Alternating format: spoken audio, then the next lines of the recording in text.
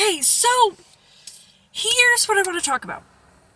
I usually... Oh, I can't wear these. I tried to look adorable with my glasses, right? It's so adorable. But you can see, like, the thing, and it makes my eyeballs crazy. I mean, my eyeballs are already crazy. Okay. Back to what I was talking about. Drunk squirrels. Holy moly. So, I talk about how a lot of times kids that are active and energetic and outgoing, and sometimes that are diagnosed with ADHD, have a hard time in, I call it the waiting time, or have a hard time when you're talking and telling a story and they like end up interrupting because they thought of something that if they don't tell you right away, they're going to forget it. So I'm always trying to teach kids in that waiting time. It's like when I go to circle or when I go to morning meeting and then the teacher's finishing setting up the math lesson. And I'm just supposed to sit there crisscross applesauce and just wait. Well, I'm 47 years old and I'm not good at the waiting part. I'm not like, oh my gosh, I want to be like, let's go. You should be ready before I get here. What's happening? Like, I can't just sit here. So I teach kids to either sing in their head or count their teeth with their tongue or sing the alphabet, try to sing it backwards, think of something I'm really interested in, right? A lot of kids have special interests, so think of those. The problem is then trying to get back out of those when it's time to like learn the math lesson. That sometimes takes a minute. Do you have a fidget that you could use? Have you been taught how to draw and pay attention at the same time? There's a lot of different things you could do to keep that brain active, because once it's bored with a lot of kids that I work with, it's like, done. I'm bored. I can't get out of it. So I'm trying to find this way to keep my brain going. So yesterday, I'm in a school working with a child who needs executive functioning help, and we're getting there. He has a really, really strong justice piece in his brain. I don't know where that would be, but it's strong. And he wants phones back because he's talking about freedom of speech, and he's bringing in things that used to be banned, like Pogs and Yu-Gi-Oh cards and Beyblades. So he's bringing all those in as this sort of protest. He even knew like an Italian protest song that he's singing. And actually the singing was wonderful, to be honest. So he's singing that. He's really interested in this justice piece of getting phones back because he's willing to do it for peacefully for 20 years, he said. But if this is still happening when my kids are in school, it's not going to be peaceful anymore. I don't know what that means. I think we have a little time to figure it out.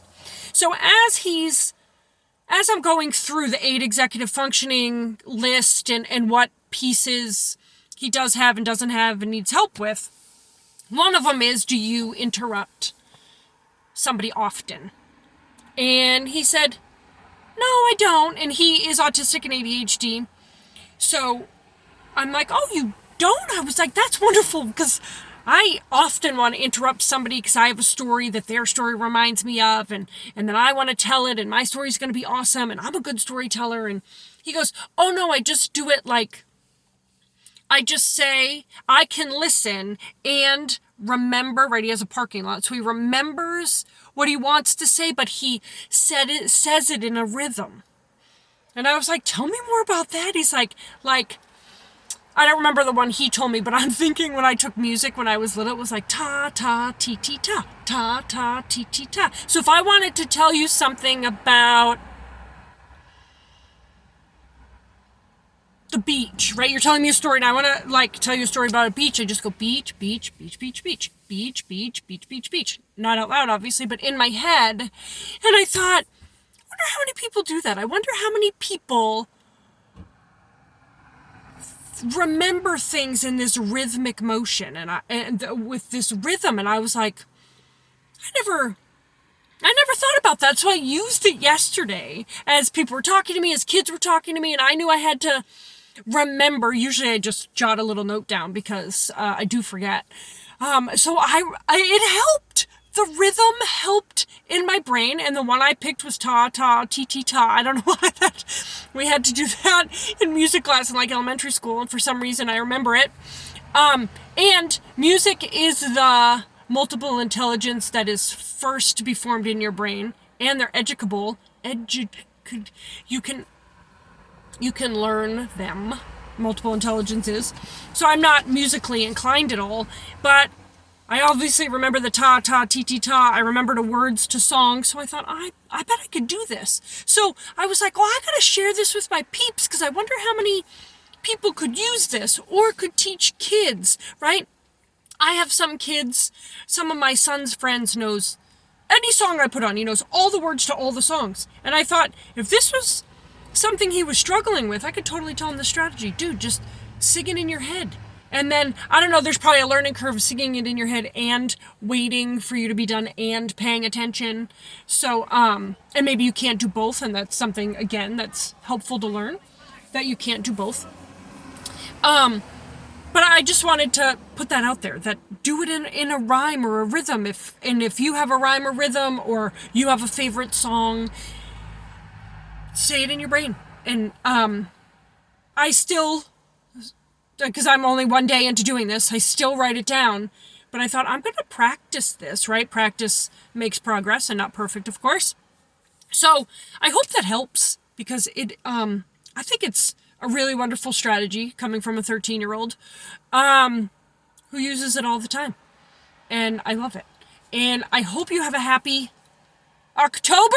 I think this is everybody's, people are drinking pumpkin stuff. I don't like pumpkin anything.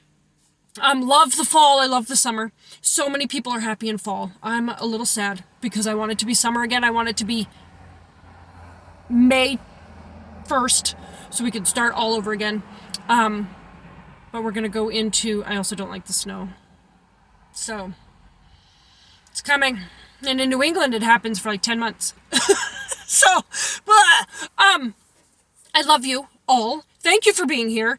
And, I hope this helps. Find me, Meg at megthompson.com, right? Meg has 2 G's. If you want to email me and tell me strategies you use, or if you have used this strategy, or if you've taught it to kids, I'd love to know all the information to see how we can really hone in on this strategy. Or never mind, guys, it doesn't work. It was just that one kid. So tell me what you think, and I will see you next month. Love you guys. Bye.